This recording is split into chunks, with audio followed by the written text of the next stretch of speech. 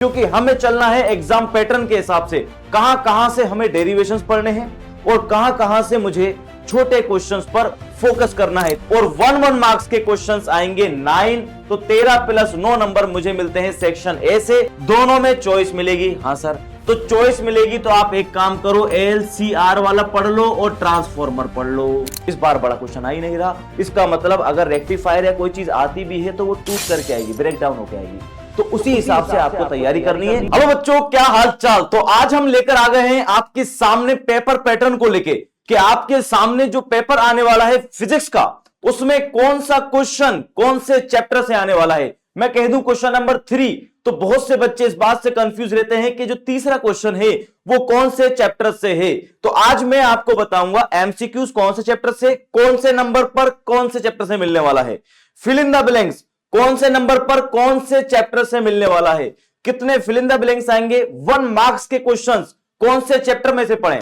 Sir derivation क्या पूरी किताब के पढ़ने हैं, मैं कहूंगा नहीं, क्योंकि हमें चलना है एग्जाम पैटर्न के हिसाब से, कहां कहां से हमें डेरिवेशंस पढ़ने हैं और कहां कहां से मुझे छोटे क्वेश्चंस पर फोकस करना है। तो आइए बिना देर किए मैं आपको बताता हूं, यह रहा हमारा एग्जाम का पैटर्न, सेक्शन ए, बी, सी और डी। अब सेक्शन ए में बेटा आपको मिलेंगे एमसीक्यूज। कितने एमसीक्यू देखने को मिलेंगे? 18।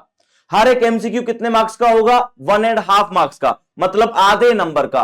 तो यहां से आपके 9 नंबर पक्के होते हैं। उसके बाद मिलेगा बेटा फिल इन द ब्लैंक्स यानी खाली स्थान। खाली स्थान कितने आएंगे हमारे पास में? 5 नहीं 10। और कितने नंबर के होगा ये? 5 नंबर के। और 1-1 मार्क्स के क्वेश्चंस आएंगे 9, तो 13 + 9 नंबर मुझे मिलते हैं सेक्शन ए से। थोड़ा इंतजार कीजिए, मैं आपको बताऊंगा कौन सा क्वेश्चन कहां से आने वाला है। सेक्शन बी की अगर मैं बात करता हूं, सेक्शन बी में क्वेश्चन नंबर 4 से 13 तक का सीक्वेंस आपको देखने को मिलेगा। हर एक क्वेश्चन कितने मार्क्स का होगा? 1.5 मार्क्स का होगा। तो टोटल मार्क्स आपके इतने हो जाते हैं।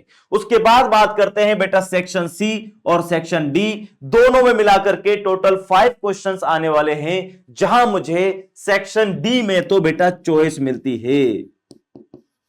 मतलब सी और डी में से तो आपके नंबर कटने नहीं चाहिए, क्योंकि हम आपको बता चुके हैं, फिर से बताएंगे कि कौन कौन से क्वेश्चन आपको पढ़ने हैं जो एग्जाम में देखने को मिल सकते हैं।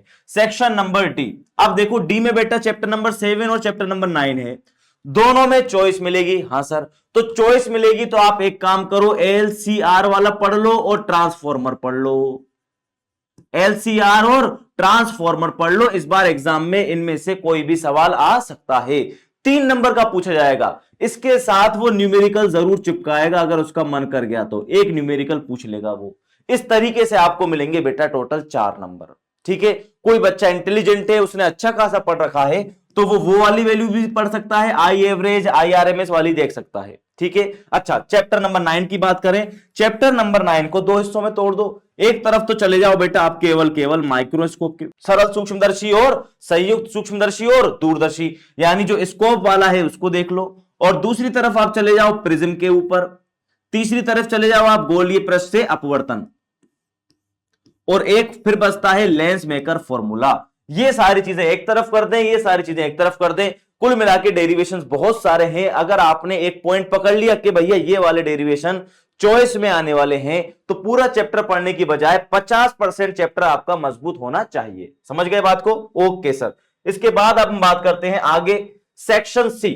सेक्शन सी में मिलेंगे question number 14, question number 15, question number 16।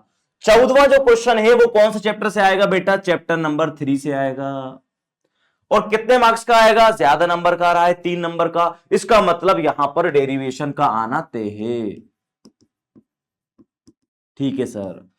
Question number ये 15 जो है ये आपको चैप्टर 4 से देखने को मिलेगा, और 4 में भी बेटा हमारे पास बहुत सारी डेरिवेशंस हैं। चॉइस आ गई तो ठीक है, नहीं तो भैया इसको तो आपको पूरा पढ़ना पड़ेगा। एक बार हम ला रहे हैं पेपर वाली सीरीज, उसमें हमारे साथ जुड़िएगा, हम आपको बताएंगे कौन से क्वेश्चंस आ सकते हैं, ऐसी उम्मीद हम करेंगे। क्वेश्चन नंबर 16 आपको देखने को मिलेगा चैप्टर नंबर 11 से। फिक्स है जो 16वें नंबर का क्वेश्चन होगा वो चैप्टर 11 से ही होगा। इसीलिए मतलब तीसरा चैप्टर, चौथा चैप्टर, 11 चैप्टर और 2 चैप्टर अगर वो हो जाते हैं तो आप लगभग फर्स्ट डिवीजन वाले नंबर की तरफ तो पहुंच गए, यानी फर्स्ट डिवीजन नंबर आपके आसानी से आ सकते हैं। अब बात करते हैं सेक्शन बी। अब बेटा ये वाले जो चैप्टर हैं इनमें बहुत बड़े डेरिवेशन हमारे को नहीं पढ़ने हैं। क्यों? क्योंकि कितने मार्क्स का क्वेश्चन आएगा बेटा? 1.5 मार्क्स का क्वेश्चन आएगा। दैट मींस जो छोटे छोटे डेरिवेशंस होंगे उनके बारे में हम बात करेंगे। क्वेश्चन नंबर 4 चैप्टर नंबर 1 से ही मिलेगा आपको, डेफिनेटली फिक्स है। 5वां क्वेश्चन चैप्टर नंबर 2 से मिलेगा, संधारित्र वाले में से। 6ठा क्वेश्चन छठे चैप्टर से मिलेगा, इसमें भी डेरिवेशन छोटे हैं, आसान है। क्वेश्चन नंबर 7 चैप्टर नंबर 8 से मिलेगा। अब सर 8 में तो कोई ऐसा डेरिवेशन है नहीं, 8 में कोई बड़ा डेरिवेशन नहीं है, तो 8 में बेटा टूट कर भी आ सकता है क्वेश्चन, कुछ भी पूछ लेगा। मैक्सवेल की समीकरण है हमारे पास में 4, और उसके अलावा गामा रेज और वो रेज हैं, बस खाली ये चीजें आपको पढ़नी है। उसके बाद क्वेश्चन नंबर 8 देखो बेटा, फिर से चैप्टर नंबर 9 आ गया मेरे पास, फिर से चैप्टर नंबर 9 आ गया, यानी 9 वाले में से बड़ा क्वेश्चन भी आ रहा है, 1.5 नंबर का क्वेश्चन भी आ रहा है। इसका मतलब एक डेरिवेशन अगर वहां पर आ गया तो एक डेरिवेशन यहां पर भी आ सकता है, इसीलिए 9 को तो आप अच्छे से पढ़ लो, बहुत टाइम है। क्वेश्चन नंबर 9 मिलेगा आपको चैप्टर नंबर 10 में से, और 10वां क्वेश्चन भी चैप्टर 10 में से मिलेगा। तो इसमें एक में तो हाइगेन के सिद्धांत आ सकते हैं, और दूसरे में क्या आ सकता है आपका? वेव वाला आ सकता है, इंटरफेरेंस, डिफ्रैक्शन और पोलराइजेशन, व्यतिकरण, विवर्तन और ध्रुवण वाली चीजें आपसे पूछ सकता है। तो दोनों क्वेश्चन लगातार जो होंगे 9वां और 10वां पेपर में, आपको 9वां और 10वां क्वेश्चन चैप्टर 10 से मिलेगा। इसके बाद ये तीनों चैप्टर आसान हैं, 11, 12 और 14। क्वेश्चन भी इसके अंदर फिक्स हैं, हम आपको बताएंगे और पहले भी बता चुके हैं, आई होप आप लोगों ने पढ़ लिया होगा। इसके बाद आता है बेटा के खाली स्थान। बहुत सारे बच्चे बोलते हैं कि सर बड़े क्वेश्चंस हमारे हो गए, सारी चीजें हमारी हो गई, बट खाली स्थान और एमसीक्यू का समझ में नहीं आ रहा कैसे करें। तो खाली स्थान कौन कौन से चैप्टर से आएंगे, उन चैप्टर को बढ़िया डीपली आप लोग पढ़, डीपली तो क्या, पिछले 5 साल की पीवाईक्यू लगा लेना, वहीं से लोड करके आते हैं। खाली स्थान वाले जो चैप्टर हैं वो कौन सा है? पहले में से आएगा, तीसरा, चौथा, पांचवा, छठा, सातवां, 8वें में से नहीं है, 10वां, 11वां और 12वां और 14, बस ये चैप्टर है हमारे पास जो आपको फिल इन द ब्लैंक्स देखने को मिलेंगे। समझ गए? यही तो दिक्कत है आपके साथ में कि सर छोटे क्वेश्चंस कहां से आएंगे और बड़े क्वेश्चंस कहां से आएंगे, ये चीज समझ में नहीं आ रही। अब छोटे क्वेश्चंस की बात करता हूं जो 1 मार्क्स के आते हैं, जहां पर नंबर कट जाते हैं बहुत सारे बच्चों को, क्योंकि एक क्वेश्चन वो आड़ा टेढ़ा पटक देता है। But no need to worry, यहां पर बेटा चैप्टर नंबर 1, चैप्टर नंबर 2, 5, 6, 9, 10, 12, 13, 14, अगर आप देखो जो 12, 13, 14 और जो 10 वाले चैप्टर हैं, इनमें से छोटे क्वेश्चंस कई बार आ रहे हैं, छोटे क्वेश्चंस कई बार आ रहे हैं। इसीलिए मैं आपको हर बार ये कह रहा हूं, इसीलिए मैं आपको हर बार ये कह रहा हूं कि पहले बेटा इजी चैप्टरों को सुलटा दो। चैप्टर नंबर 7 सुलटा दो पूरा का पूरा। चैप्टर नंबर 7 में से तो क्वेश्चन एक बार या 2 बार ही आ रहा है। चैप्टर नंबर 9 में से बेटा 2 या 3 क्वेश्चन आपके पूछ लिए जा रहे हैं, तो 9 को पूरा पढ़ो अभी जिन बच्चों ने नहीं पढ़ा। उसके बाद कौन सा चैप्टर है? उसके बाद आप पढ़ो बेटा चैप्टर नंबर 3, जो भी आपका एकदम आसान चैप्टर है ना। चैप्टर 3 के बाद आप कहां पर आओगे?